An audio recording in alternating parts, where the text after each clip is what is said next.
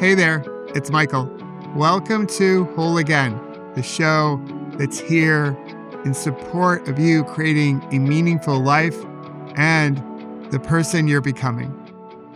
And I'm excited to share a new series with you that will air this summer as America turns 250 years old, which is still pretty young relative to many other countries across this big blue marble that we all share. The series is called A Perfectly Imperfect Union. In 2022, I rode my bike across America, from Astoria, Oregon to the Lincoln Memorial. My wife drove our RV, and she had two co-pilots, Jester and Hope, two Springer Spaniels. And when we did it, America was coming out of the pandemic, and we were hurting from things that had happened prior to the pandemic. Of course, going through what we all went through. And at that time, and this is something I still believe today, is that we were entering an inflection point. An inflection point for us to hopefully pause, breathe, and reflect on who we wish to become as individuals, as communities, and as a country. As I pedaled across America, I wanted to share America's beauty with others, her natural beauty and the beauty of her people. And I also wanted to share where we were hurting. As America turns 250, I believe Kinstugi, which is something we use as a metaphor here at Whole Again, is a perfect metaphor for where we are as a country. There's so much beauty to celebrate, and we can also acknowledge that parts of us feel broken or are broken, but we can find a way to come back together, just like Kinstugi teaches us. And when we do, we don't try to erase or cover up where we have scars or blemishes. We highlight them in gold, and we celebrate them as symbols of our strength and resilience. Kinstugi is called the golden repair, and in essence, we can see beauty in something that's perfectly imperfect. During this series, I plan to speak to at least 2 people in each state and the District of Columbia. So 102 conversations with real folk, as I like to say.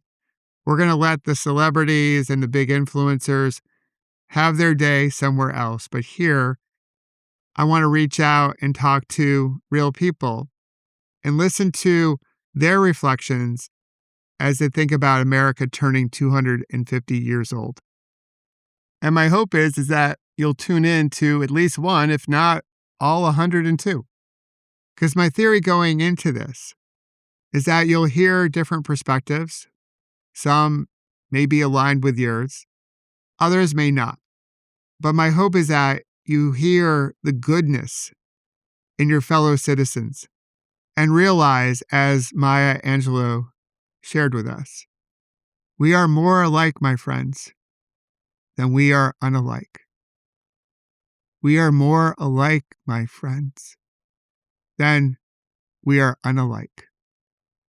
I've had the privilege of traveling all over the world and all over this country. And this belief is something that I hold deep inside of me. So yes, I do believe that we are more alike, my friends, than we are unalike. So if you're ready to get to know one of your perfectly imperfect neighbors, just like all of us, take a healthy breath in and a slow releasing breath out, and get to know Jessica Starks.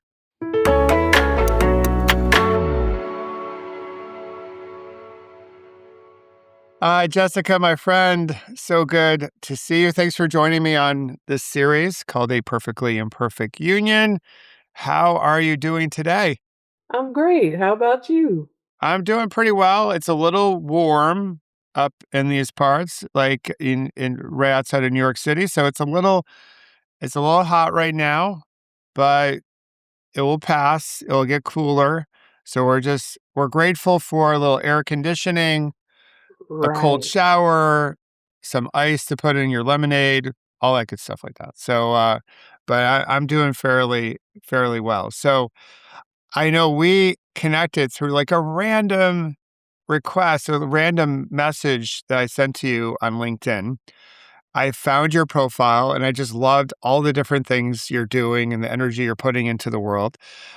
So I know a little bit about you, but I didn't know if you could take a moment to introduce yourself and what state are you currently living in?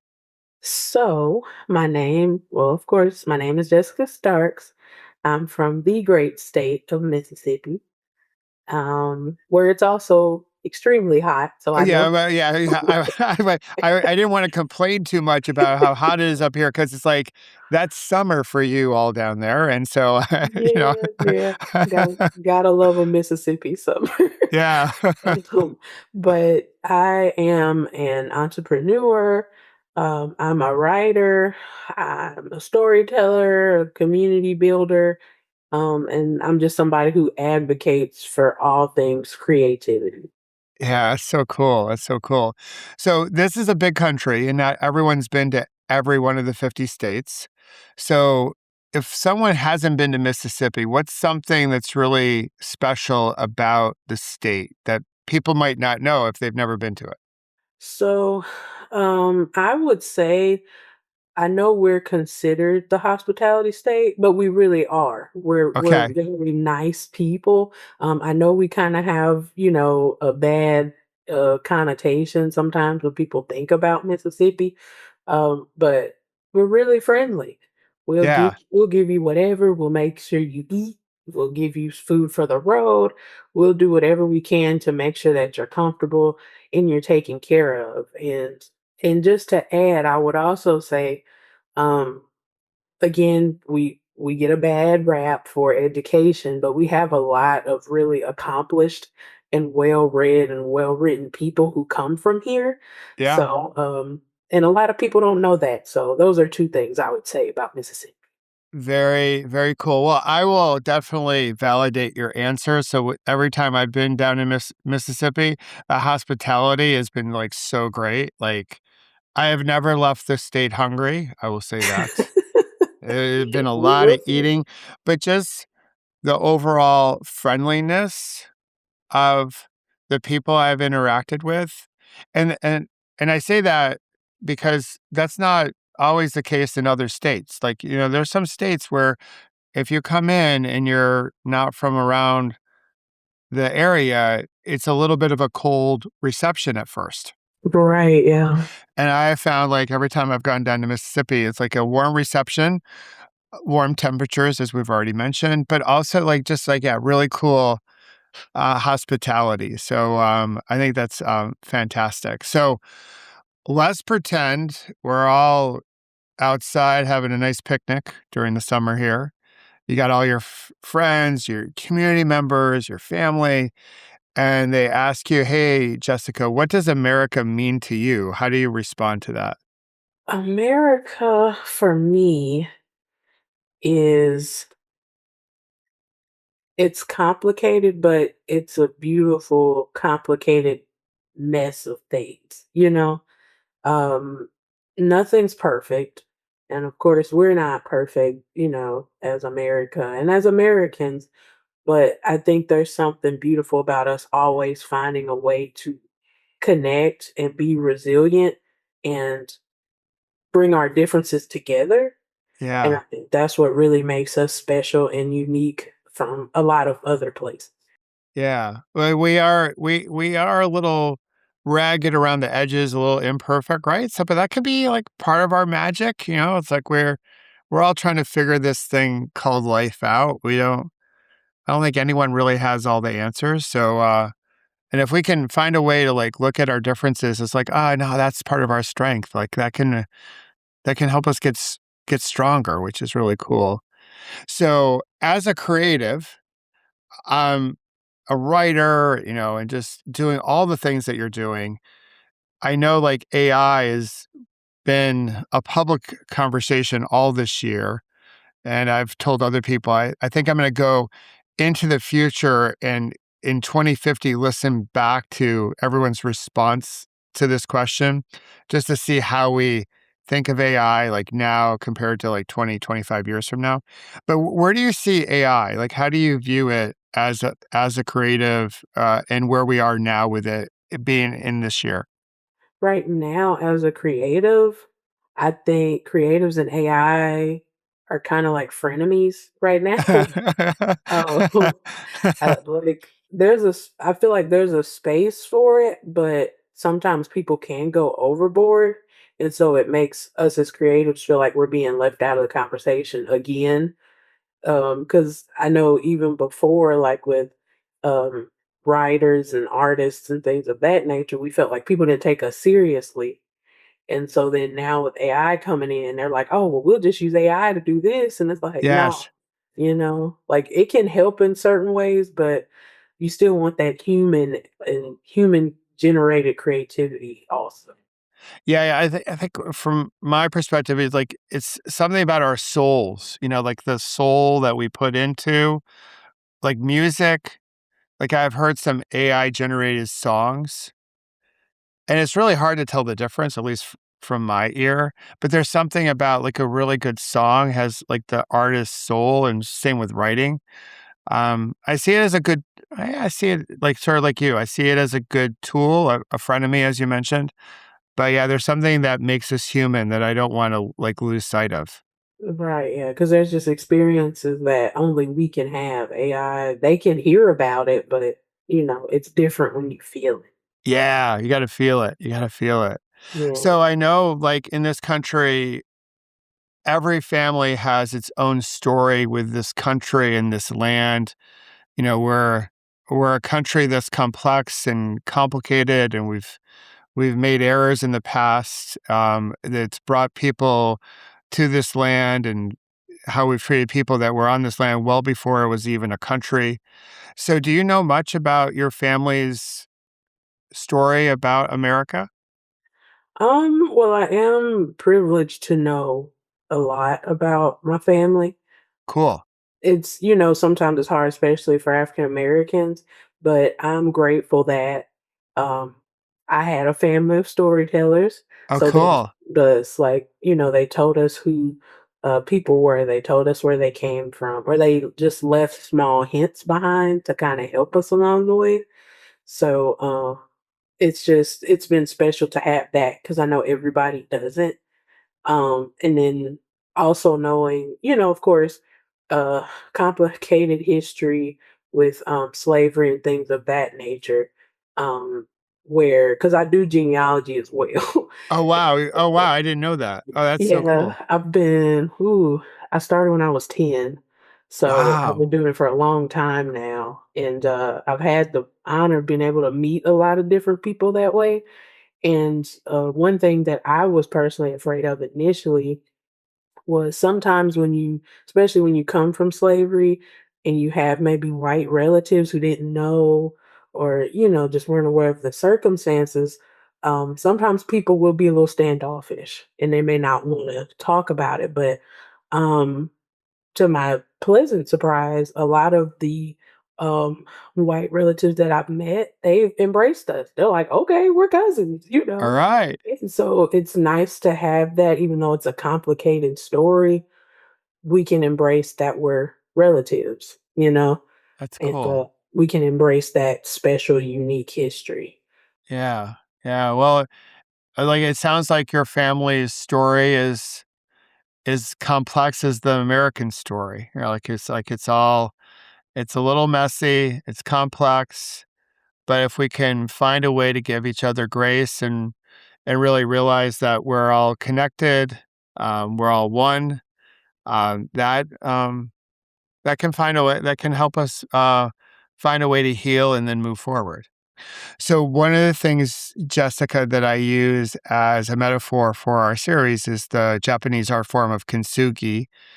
knowing that things break, things chip, but we can find a way to heal and repair and grow. And instead of hiding our blemishes or our scars, we highlight them, and they're symbols of our strength and resilience. So, if you could just take one thing to work on to help us heal and grow and repair, connect, if you will, maybe not in a perfect way, but in a meaningful way to help us, form this more perfectly imperfect union, what would it be? I would say for us as a collective to work on our honesty. Oh, Because I think a lot of times the issue is that we're not always completely truthful with each other as a mm, whole.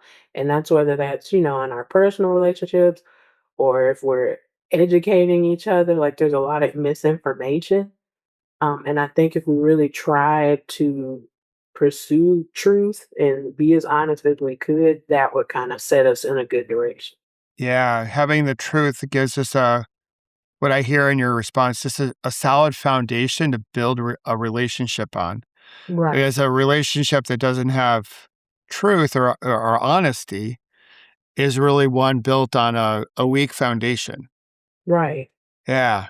Yeah. No, I'm with you. I'm down for more honesty. There's no doubt about that. So as we celebrate America's 250th, really all year long, usually for birthdays we have cake. So this is a two-part question for you. What kind of cake are you serving for America's 250th? And as you blow out the candles, what is your greatest wish for the country? Ooh, that's a good question. So I guess everybody does this. I don't know if it's just a southern thing, but for the type of cake, I would do a dump cake What's personally. what's that? I have no idea what that is. Okay, okay. So a dump cake, like they have a ton of different flavors, so it just depends on what you like. But it's one of those cakes that you can kind of dump everything in. You don't have to mix it, and you Okay. can just bake it, and it's just gooey and it's good. So, Oh wow. Okay. A dump so cake. I this yeah. is awesome. I got to get a recipe for a dump cake. Oh Okay. yeah, they're great. They're great. It's lots of butter and fruit and sugar. It's great. But Okay. yeah, I would serve a dump cake just because that's kind of like what I feel like America is. We're just a really big dump cake with just all these different flavors. That's awesome. That's And awesome. um as I blow out the candles, hmm, what my wish would be for America. I think well, kind of piggybacking off of what we previously talked about, more empathy, because Okay. truth and empathy to me kind of can go hand in hand. Yeah. And I think when we have those truths brought out, a lot of emotions can come up. So being able to have empathy and, see other people's sides and walk in their shoes for a little bit, that kind of completes everything. Yeah, cuz I think ultimately we just want to be heard and seen and loved as humans, as people. Yeah. So in this series, I've been asking the person I last chatted with to ask a question of you. So I recently just talked to Nelson from New York City. And his question for you is if you could get with Ken Burns, the famous documentarian, and you could say, hey, Ken, here's what you should focus in on for your next documentary.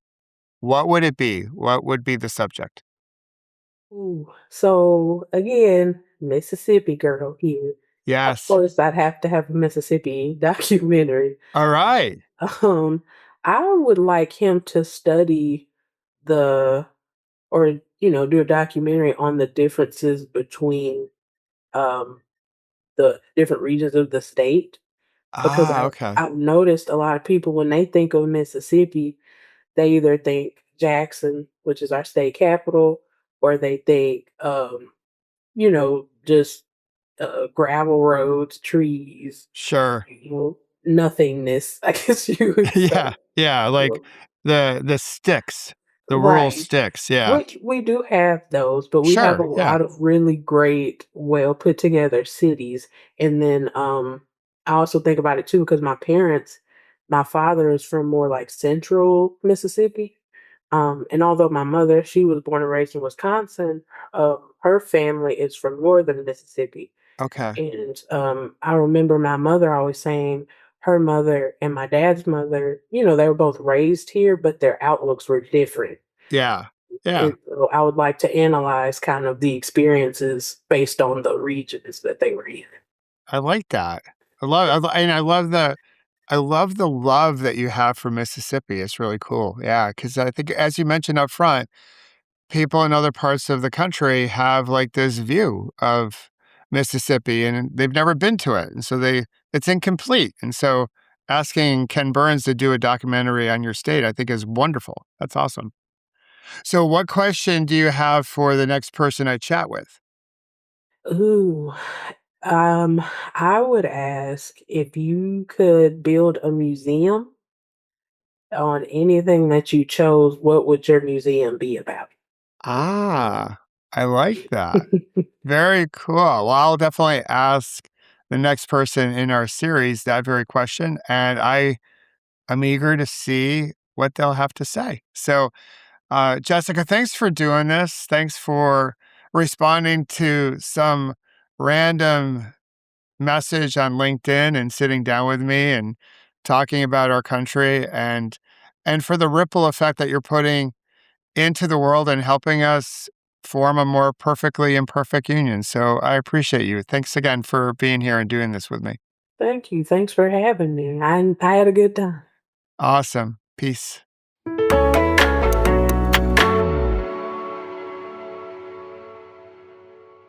I simply loved Jessica's vibe. We had some technical difficulties during our conversation. After all, this is a perfectly imperfect series, and she just flowed with it. No fuss. We figured it out. It was pretty cool. And I love the whole concept of a dump cake. I want to say I need to find a good recipe for it, but I'm not sure if a cake like that requires a recipe since you're dumping everything in.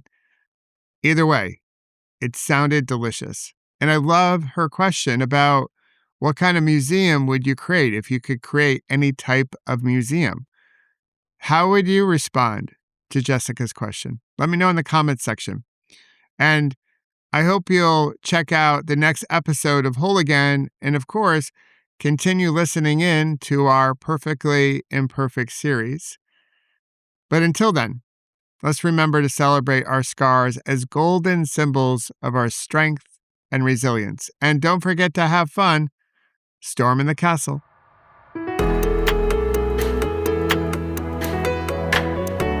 And if you wish to learn more about creating beautiful ripples and how to prevent a bad moment from turning into a bad day, please visit my website, michaelobrienshift.com, and sign up for my newsletter called The Ripple Effect. And join us each Monday, Wednesday, and Friday here at Whole Again and discover how you can heal, grow, and become more resilient. And celebrate our scars as golden symbols of strength and resilience. Until then, remember, you can always come back to your breath. You've got this, and